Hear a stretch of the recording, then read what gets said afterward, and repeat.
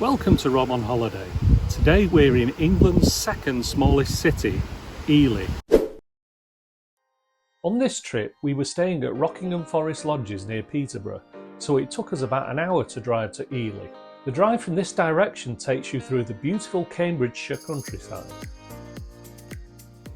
Okay, so we drove into Ely, and the first thing to mention is when we looked at the car parking situation, there's only one or two car parks when you can stay longer than 2 hours.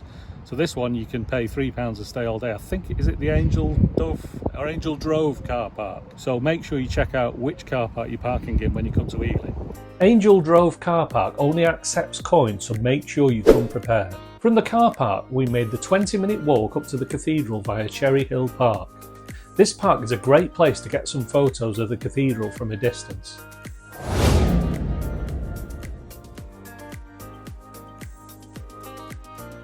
Ely is the UK's second smallest city, famous for being home to the soldier and statesman Oliver Cromwell, and the reason for our visit, the magnificent Ely Cathedral. Before heading inside, it was time for a pit stop at the Almonry, a tea room just outside the cathedral garden. Just had a very nice cream tea in the Almonry here in Ely, and I think you can see it's a great view of the cathedral. To be fair to the staff here, there is a sign warning you about lots of wasps in the garden. We have had a bit of trouble with wasps, but the view was great. The cream tea was nice.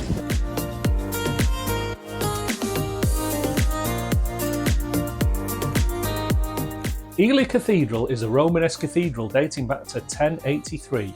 Its most notable architectural features include the central octagon tower and the west tower. As we always say on Rob on Holiday, whatever city you visit anywhere in Europe, there's always some scaffolding on one of the attractions, and this time it happens to be the main attraction, the cathedral. However, the good thing is that it doesn't spoil the tower, magnificent view of the tower of the cathedral. And that's what I really like about Ely Cathedral. It's kind of a combination between a cathedral and a castle. It's definitely got the turrets at the front, and obviously the main tower's got turrets on the top. It's a really striking cathedral to look at. It's time to go in Ely Cathedral now, but before we do, it's worth mentioning we booked the tickets online because £9 each, so hopefully that's going to be good value. But I cannot wait to see the size of the scanner that they have in there. I'm expecting a big one because look at the barcode, magnificent. The interior of Ely Cathedral is just as impressive as the exterior. Immediately upon entering, your eyes are drawn upwards to the intricate painted ceiling running all the way down the main nave.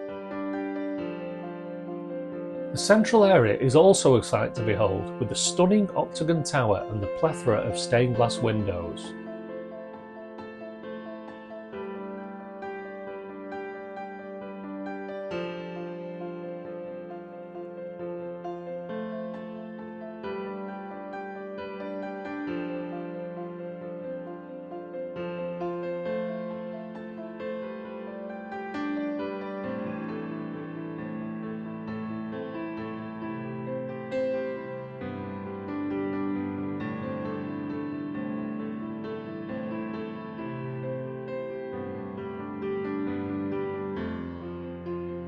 Another interesting area to explore is the Lady Chapel, which is the largest lady chapel in England.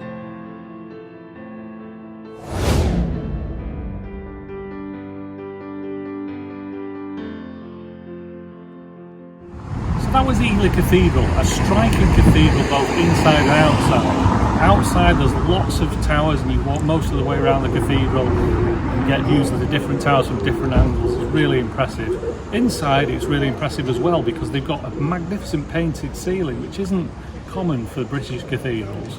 Now, it's interesting that the guide was telling us that the ceiling was actually painted in the Victorian age, so it's not original, but it's still impressive and worth looking at. And then there's the octagon tower in the middle, which has wooden sides. It's really beautiful to see. So if you're coming anywhere near Ely, it's definitely worth visiting the cathedral. The green area outside Ely Cathedral entrance is surrounded by interesting buildings, including the King's Ely School, St Mary's Church and Oliver Cromwell's house. This is Oliver Cromwell's house in Ely. Seems to be doubling as a tourist information centre these days. Now, of course, Oliver Cromwell was famous during the English Civil War, where he led the parliamentarians, and he was one of the first signatures on the death warrant of Charles I.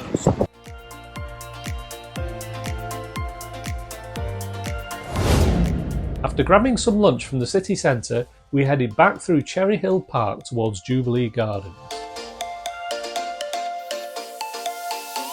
Anyway, we're now walking through Jubilee Gardens. This is the best route down to the Great Ouse, the river that runs through Ely. I'm going to take a walk along the river, look at the marina, and head out and see what else we can see.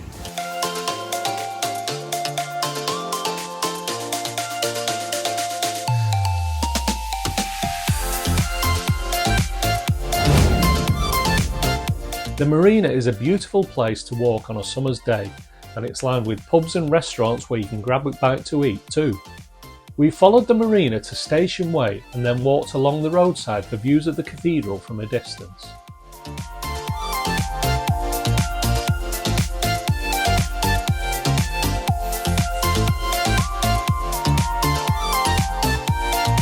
That was our day in Ely. I hope you've enjoyed us showing you around the town. There's no doubt that the main centrepiece of the town is the magnificent cathedral, definitely worth a visit, seeing inside and outside. But it's a historic town to walk around as well. You can see Cromwell's house. It's really nice down by the marina. You can walk through the canal. I noticed there's a footpath. It says 17 miles to Cambridge, so if you like walking, maybe it'd be a great walk down the Great Ouse and walk to Cambridge, but we don't really have time for that today. But anyway, that's it from Ely. Thanks for watching Rob on Holiday. Hit the subscribe button if you like, it really helps the channel.